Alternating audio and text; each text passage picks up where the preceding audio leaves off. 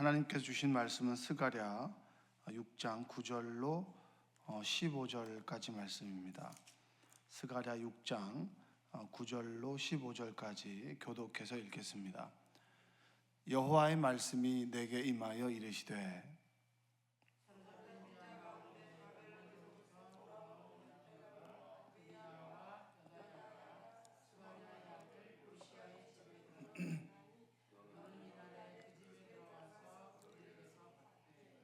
은과 금을 받아 면류관을 만들어 여호사닥의 아들 대제사장 여호수아의 머리에 씌우고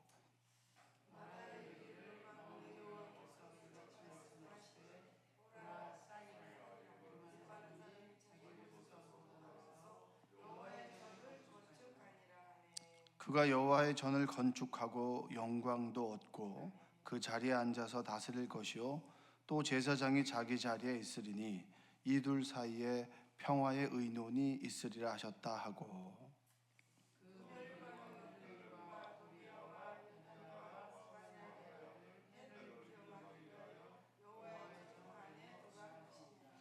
함께 읽겠습니다.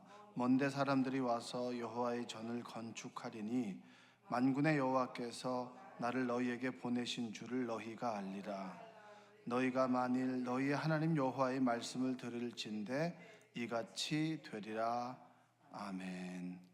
오늘도 하나님의 은혜가 여러분의 삶 가운데 함께하기를 주님의 이름으로 축복합니다. 스가랴 이제 6장 8절까지가 8개 환상이 이제 끝났습니다. 하나님께서 환상 가운데 스가랴를 통하여 말씀하시고, 그리고 하나님의 성전이 지어진다라고 하는 이야기들, 그리고 성전 건축이 멈추고 여러 가지 어려움 가운데 있을 때 스가랴를 통해서 힘을 내고 하나님의 그 사명을 끝까지 완수하라고 하는 그런 말씀들이 환상을 통해서 나타나게 되는데, 8가지 환상 이후에 이제 하나님께서 스가랴를 통해서 주시는 이스라엘 백성들에게 주시는 말씀이 이제 그 이후에 이어져 있습니다. 그 하나님께서 스가랴에게 바벨론에서 온 사람들, 그러니까 헌신하기 위해서, 그리고 어려움 가운데 자신의 물질을 드리고 마음을 드리고 시간을 들여서 헌신하려고 온 사람들에게 이야기를 하고 있습니다. 오늘 그 10절 말씀 한번 읽어보겠습니다. 10절. 사로잡힌 자 가운데 바벨론에서부터 돌아온 헬데와 도비아와 여다야가 스바냐의 아들 요시아의 집에 들어갔나니 너는 이날에 그 집에 들어가서 그들에게서 봤대. 자, 여기서 보면 바벨론에서 온 사람이 헬데, 도비아, 여다야라고 하는 사람이 스바냐의 아들 요시아의 집에 들어갔다라고 얘기를 합니다.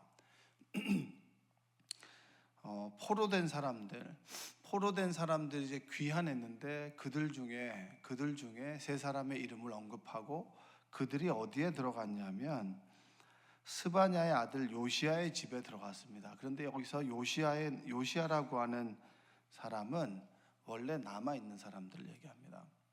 원래 남아있는 사람들. 그러니까 요시아는 예루살렘에 남아있었던 유명한 제사장 가문의 아들을 얘기합니다. 그러니까 이 이야기는 그냥 어떻게 생각하냐면 포로된 사람들 중에서 하나님의 성전을 짓기 위해서 세 사람이 예루살렘에 귀환하게 되는데, 그 사람이 어디에 머물러 있었느냐라고 하면 원래 남아있었던 제사장 가문의 그 스바냐라는 사람이 제사장 가문의 아들, 그러니까 요시아의 집에 머물렀다라고 하는 이야기입니다. 그래서 그들에게서 한번 그 다음에 11절 읽어볼까요? 은과 금을 받아 면류관을 만들어 여호사닥의 아들 대제사장 여호수아의 머리에 씌우고, 그러니까 귀환한 사람들, 이 세 사람들, 그러니까 예를 들면 헬데와 도비아와 여다야라는 사람이 은과 금을 내어서 면류관을 만들어서 여호수아의 머리에 씌운다, 이 얘기입니다. 그러니까 스룹바벨과 여호수아가 성전을 짓기 위해서 사람들을 데리고 귀환하지 않았겠습니까? 그러니까 세 사람이 다시 와서 여기 보면 요시아의 집에 머물고, 또 그 귀한 사람들이 자신의 은과 금을 내어서 면류관을 만든다. 그러니까 이 얘기는 쉽게 얘기하자면 이런 얘기입니다. 헌신하고 수고한 사람들이, 성전을 짓기 위해서 온 사람들이, 포로된 사람들이 왔고, 그들이 원래 있었던 대제사장 가문에 유명했던, 이름만 말하면 알 수 있는 사람의 집 아들 요시야의 집에 머물렀다라고 하는 것은 스스로의 연합을 얘기하는 거예요. 제가 이번에 이제 동기를 만나서 교회 이야기를 하는데 정말 안타까운 이야기를 하는 거예요. 어떤 얘기를 하냐면 새로운 사람들이 오면 버티질 못한다는 거예요. 새로운 사람이 오면은 버티질 못한다는 거예요. 그러니까 시골에 있는 교회인데 그게 너무 안타깝다는 거죠. 그러니까 오래도록 교회를 지키던 사람들, 교회를 지키던 사람들이 있고, 그리고 그분들은 늘 새벽마다 기도하고 좋은 훌륭한 분들입니다. 그런데 그분들은 그러니까 원래 있었던 사람들 말고 교회를 옮기는 사람들이거나 새롭게 예수님을 영접해서 교회에 오는 사람들을 한 식구로 받아들이는 것이 너무나 힘든 거예요. 그러니까 소위 텃세를 부린다라고 하는 거죠. 그러니까 하나님께서 스가랴를 통해서 이스라엘 민족에게 주시는 말씀이 뭐냐? 하나님께서 가장 원하시는 것은 믿음을 지키며 남아 있었던 사람들과 그리고 헌신하기 위해서 온 사명자들이 함께 연합해서 하나님의 일을 하길 원한다는 거예요. 물질도 내기도 하고, 그리고 시간을 드리기도 하고, 마음을 쏟아서 서로 연합하기를 원하시는 것이 하나님의 선하신 뜻이라는 겁니다. 여러분, 연합하는 여러분 되시기를 주님의 이름으로 축복합니다. 여러분, 교회가요 늘 건강하고 그리고 새로운 식구들을 잘 받아들이기 위해서는 뭐가 필요한 줄 아세요? 전도해야 되는 거예요. 할렐루야. 한 영혼의 소중함을 느꼈던 사람들이 새로운 오는 사람들을 받아들일 수가 있습니다. 전도하지 않는 사람은 절대 새로운 사람들을 받아들일 수가 없어요. 신구가 조화를 이루는 교회 있지 않습니까? 성장하는 교회들은요, 여러분, 원래 있었던 사람들이 기득권을 내려놓고요, 그리고 새로운 사람들에게 자신의 자리를 내어주고, 그리고 그들을 정말 한 가족으로 생각하면서 믿음의 동역자로 생각해 나갈 때 교회는 성장해 나갈 수가 있어요. 원래 교회 헌신하고 수고했던 사람들이 있습니다. 그분들이 정말 한 영혼에 대한 열정을 품고 하나님께서 이 교회를 우리에게 맡겨주신 것은, 이 공동체를 허락하신 것은 믿지 않는 사람들을 전도하기 위해서 우리를 불러주셨다라고 하는 사명감이 없이는 절대 교회는 연합이 이루어지지는 않습니다. 원래 이랬다고, 원래 교회는 이런 것이고 이런 것이고 이런 것이고 이런 것이기 때문에 원래 이렇다고, 새로운 사람들은 이전의 교회 이야기를 하고, 원래 있었던 사람들은 원래 우리는 이런 교회라고 하고, 그럼 절대 여러분 연합은 이루어질 수가 없습니다. 여러분, 영혼 구원에 대한 열정이 여러분들에게 회복되기를 주님의 이름으로 축복합니다. 한 영혼을 전도하기 위해서 나가보거나 무엇인가를 해보거나, 그리고 영혼 구원에 대한 하나님 주신 마음을 위해서 기도하는 사람만이 새로운 사람들에 대한 관심과 그들을 위해서 기도할 수 있는 겁니다. 여러분들이 정말 아름다운 연합을 통해서 우리가 섬기는 교회가, 이 생명나무 교회가 새로운 사람들을 정말 주님의 이름으로 환영하고 환대하고, 그리고 새로운 사람들도 기존의 질서를 받아들이고 주님의 이름만 높아지는 그런 아름다운 연합이 있기를 주님의 이름으로 축복합니다. 그래서 합력하여 선을 이루기를 원하는 거죠. 그래서 날마다 하나님께 다루어지지 않으면 연합은 정말 어렵습니다. 제가 이제 그 동기의 이야기를 들으면서 모든 교회들이 경험하는 것 중에 하나 그거예요. 성장하지 않고 그리고 늘 멈춰있는 교회들은 대부분 변화되지 않아요. 연합하려고 하지 않아요. 내 것만 주장해요. 내 것이 늘 옳아요. 주님의 이름이 높여지고, 그리고 주님 성령께서 우리의 삶을 인도해 나가시는 것이 아니라 성령은 두 번째고 내가 가지고 있었던 경험과 내가 가지고 있었던 지식이 교회를 운영해 나갈 때가 많이 있습니다. 여러분들이 날마다 주님 앞에 순종하며 오늘 여기 나오셨죠? 어제 내가 가졌던 고집을 벗어버리고 오늘 성령의 음성을 듣고 그렇구나. 내가 성령의 인도하심을 받아 오늘 하루를 살아가야지. 하나님께서 주시는 음성을 귀를 기울이고 오늘 하루 살아가야지. 내가 내 고집에 내 아집에 그리고 내 자존심에 사로잡혀서 하나님의 음성을 듣지 못하거나 내가 내 뜻대로 내 삶을 살아가는 것은 아닌지 돌아보는 여러분 되시기를 주님의 이름으로 축복합니다. 자, 그리고 이 뒷구절에 보면 12절에 보니까 싹이라 이름하는 사람이 자기 곳에서 돋아나서 여호와의 전을 건축하리라. 끊임없이 스가랴는 얘기해요. 하나님의 사명이 멈춰있던 사람들, 당신을 통해서 하나님의 일은 이루어질 것입니다. 제가 예전에도 그런 얘기를 한번 한 적이 있습니다. 여러분, 에스더라고 하는 사람이 이스라엘 민족이 말살되는 그 상황 속에서 하나님께서는 그를 미리 예비해 두셨습니다. 페르시아의 왕후로 삼아 주셨어요.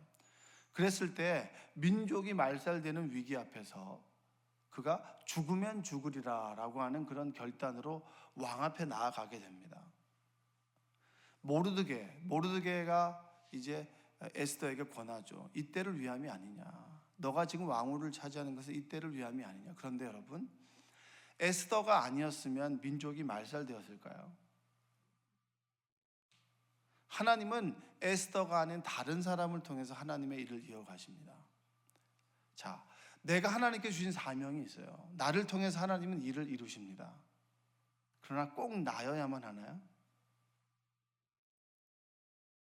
하나님께서 나에게 사명을 주셨지만 내가 사명을 감당하지 않죠? 그러면 하나님께서는 그 사명의 자리를 옮겨가십니다. 촛대를 옮긴다라고 하죠. 그렇죠? 쓰임받는 교회가 있고 쓰임받는 사람이 있습니다. 그러나 하나님 중심으로 하나님께 주신 사명에 순종하지 않고 자신을 위한 삶으로 하나님의 사명의 자리를 멈추고 그리고 사명의 손을 놓았을 때 하나님께서는 촛대를 옮겨서라도 하나님의 역사를 이루어 가십니다. 그러면 내가 할 수 있는 일은 뭡니까? 하나님은 하나님의 일을 이루어 가실 때 내가 쓰임받느냐 쓰임받지 않느냐는 결국은 하나님의 말씀에 순종하느냐 순종하지 않느냐예요. 자, 오늘 15절 말씀 마지막 절 9절 말씀을 한번 읽어볼까요? 먼데 사람들이 와서 여호와의 전을 건축하리니 만군의 여호와께서 나를 너희에게 보내신 줄을 너희가 알리라. 너희가 만일 너희의 하나님 여호와의 말씀을 들을진대 이같이 되리라. 결국에는 하나님께서 하나님의 사람들을 통해서 하나님의 일을 이루어 가십니다. 그 사람들은 자신의 물질도 드릴 줄 아는 사람들이에요. 자신의 시간도 드릴 줄 아는 사람이에요. 스스로 땀을 흘릴 수도 있는 사람들입니다. 저는 기도하면서 하나님께 저에게 주신 마음들이 있어요. 정말 생명나무 교회에 헌신하는 소수의 사람이 아니라 조금 많은 사람이 있었으면 좋겠다. 여러분들에게 똑같아요. 받으려고만 하는 사람들이 있습니다. 받으려고만 하는 사람, 누리려고만 하는 사람들이 있어요. 여러분, 어린아이들은 누려야 됩니다. 부모님들이 주는 사랑, 부모님이 주는 밥을 먹을 수 있어야 되고, 그리고 부모님이 주는 용돈을 가지고 열심히 사용하고, 그리고 부모님이 가르쳐주는 어떤 여러 가지 공부의 여건들을 통해서 공부할 수 있어야 되고요. 누리는 게 필요하죠. 어린아이들은 누려야죠. 근데 어린아이가 만약에 일을 한다고 생각하면 여러분 마음이 짠해요, 짠하지 않아요? 짠하죠. 얼마나 짠합니까? 뉴스를 잠깐 보니까 이번에 그 화성 연쇄살인 사건의 8차가 이춘재라는 사람이 이제 범행을 저질렀다고 시인했는데 그 8차 때 누명을 쓰고 20년 동안 그 복역한 사람의 이야기가 좀 나오더라고요. 근데 그분이 보니까 청주 사는 분인데 12세부터 화성에 살면서 78년도에 화성에 살면서 스스로 혼자 살았다는 거예요. 만약에 그 억울한 누명을 쓰고 경찰이 가혹한 신문과 어떤 그 고문 앞에서 자백한 거잖아요. 억지로 살기 위해서. 만약에 그의 부모가 유력한 사람이었거나 그가 건강했거나 그가 좀 똑똑했거나 그리고 그 주변에 그를 정말로 보증해 줄 수 있는 사람이 있었다면 그럼 그렇지 않았겠죠. 얼마나 안타깝습니까? 12살에 스스로의 삶을 생계를 책임져야 된다라고 하는 사실만큼 아픈 것은 없잖아요. 어린아이 때는 누려야 되죠. 그러나 어린아이가 자라서 이제 스스로 일할 수 있는 성인이 되면 20살이 되면 스스로의 삶을 스스로 개척할 수 있어야 됩니다. 그때는 받은 것을 줄 수 있는 사람이 되어야 한다는 얘기죠.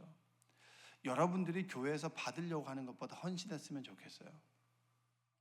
할렐루야. 받는 것에 익숙하기보다는 이제 어떻게 하면 하나님의 공동체를 위해서 헌신할 수 있을까? 내가 이런 것을 받기보다는 얼만큼 많이 드릴 수 있을까를 정말 고민하고 기도할 수 있는 여러분들 되시기 원합니다. 이번 주 우리 교회는 추수감사주일로 지키죠. 1년을 돌아봤을 때 당연하게 받은 것이 아니라 하나님께서 나의 삶을 위해서 나에게 주신 감사의 제목이 무엇인지를 구체적으로 한번 기도해보고 그렇구나. 어제 저녁에 제 아내가 자면서 얘기를 해봤어요. 우리 가정에 하나님께 주신 감사가 뭘까? 구체적으로 이제 몇 가지들이 나와요. 속장 교육을 할 때도 1년 동안 한 해 동안 하나님께서 우리 가정에 주셨던 나에게 주셨던 감사가 뭘까? 그것을 한번 물어봤습니다. 근데 이것은 구체적으로 생각해보고 기도하지 않으면 구체적인 감사가 나오질 않는 거예요. 왜냐? 당연한 거거든요. 늘 하나님으로부터 받는 것이 당연한 거예요. 여러분, 우리가 믿음 생활을 한다라고 하는 것은 하나님께 받는 것이 당연하지 않다는 것에서부터 우리의 신앙생활의 은혜가 시작되는 겁니다. 늘상 이것이 당연하다고 생각해 왔는데 믿음의 눈을 뜨고 보니까 이게 당연하지 않구나. 여러분과 제가 구원을 받았습니다. 여러분이 구원을 받았습니까? 우리는 주님을 위해서 살아가는 사람들이죠. 주님을 위해서 일하는 일꾼이 아닙니다. 하나님의 자녀가 됐어요. 이것의 가치는 여러분, 예수 그리스도께서, 하나님의 아들이신 예수 그리스도께서 십자가의 죽으심의 희생과 헌신이 있었기 때문에 우리는 구원이라고 하는 가치를 얻게 됐습니다. 그래서 우리는 하나님 앞에 서게 됐을 때 심판을 패스오버하게 되어서 우리는 천국을 갈 수 있는 믿음의 사람들이 됐어요. 그 심판 앞에서 우리가 할 수 있었던 공로는 아무것도 없습니다. 여러분이 뭘 대단한 일을 잘해서 대단한 것을 많이 들여서 우리가 천국에 가는 거 아니잖아요. 희생을 통해서, 예수 그리스도의 십자가의 희생을 통해서 하나님께서 그를 부활시키심으로, 죽음의 권세를 부활하신 예수님께서 나의 삶에 들어오심으로 인해서 그분을 온전히 영접함으로, 그분의 희생을 우리가 온전히 받아들임으로 인해서 우리가 하나님의 자녀가 되지 않았습니까? 그게 구원이에요. 구원은 절대 공짜가 아닙니다. 구원의 가치를 누리고 우리가 구원을 받았다면 그분의 죽음 앞에서 우리가 어떻게 받기만 할 수가 있나요? 드려야 되는 거죠. 오늘 온 믿음의 세 사람들이 자신의 은과 금을 드렸습니다.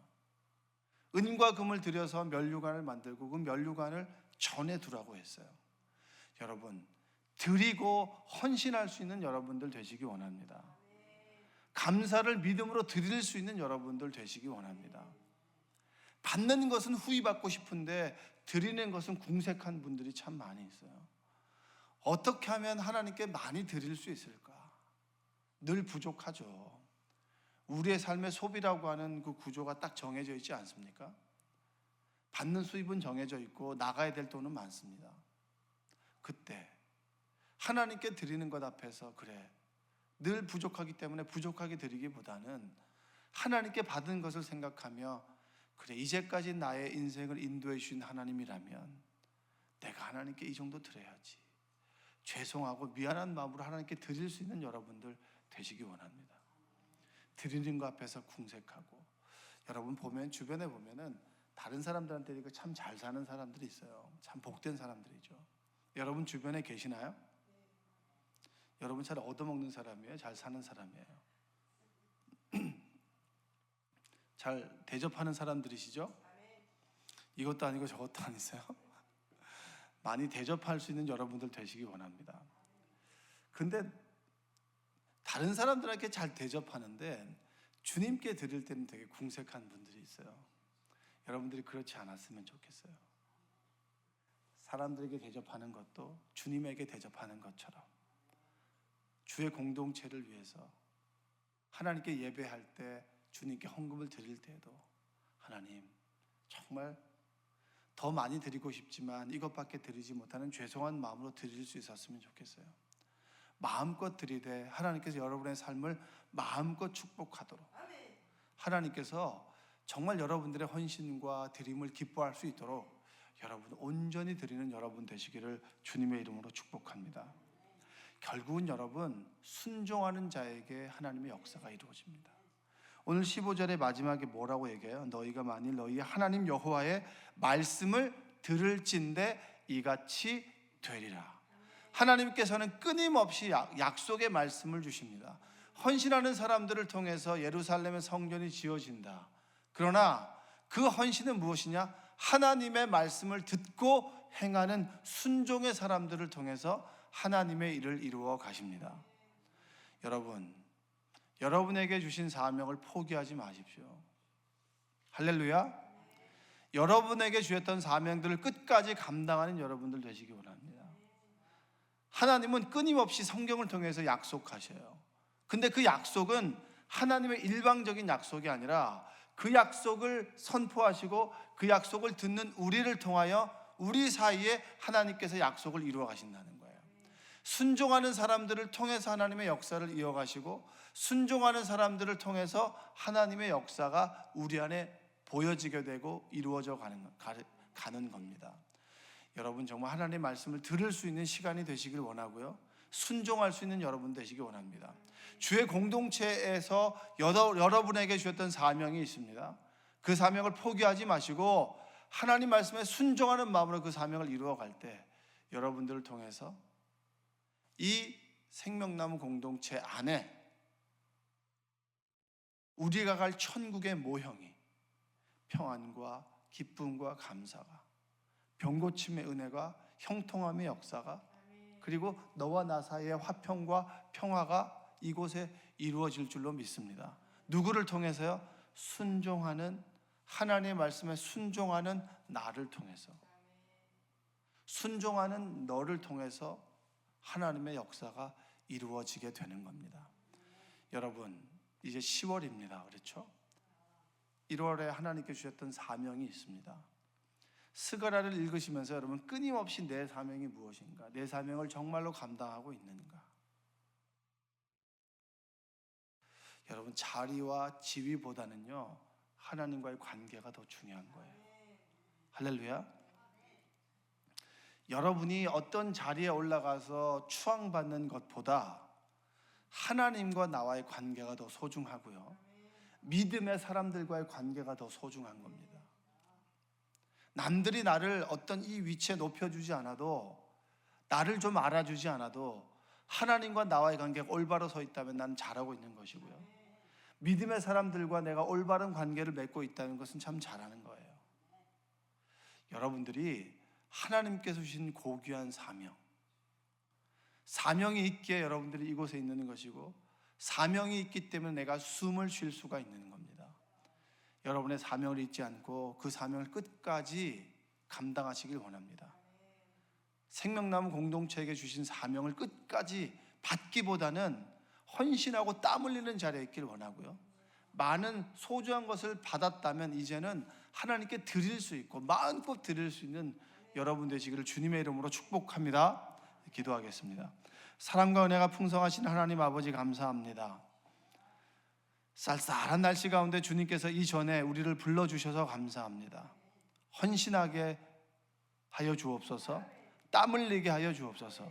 생명나무 교회에 내가 늘 받았다면 이제부터는 땀 흘리며 수고하며 헌신하며 나의 소중한 물질을 들여서 주님의 교회를 섬기고 하나님께 드리고, 드릴 때 인색하지 않게 풍족하게 드릴 수 있도록 주여 도와주시옵소서. 추수감사 주일이 이번 주일입니다. 한 해를 돌아보며 나에게 주셨던 감사가 무엇인지를 깨닫게 하시고 돌아보게 하시며 하나님께서 나의 삶을 마음껏 축복하시도록 하나님께 진정한 감사를 돌려드리도록 주여 도와주옵소서. 예수님의 이름으로 기도합니다. 아멘.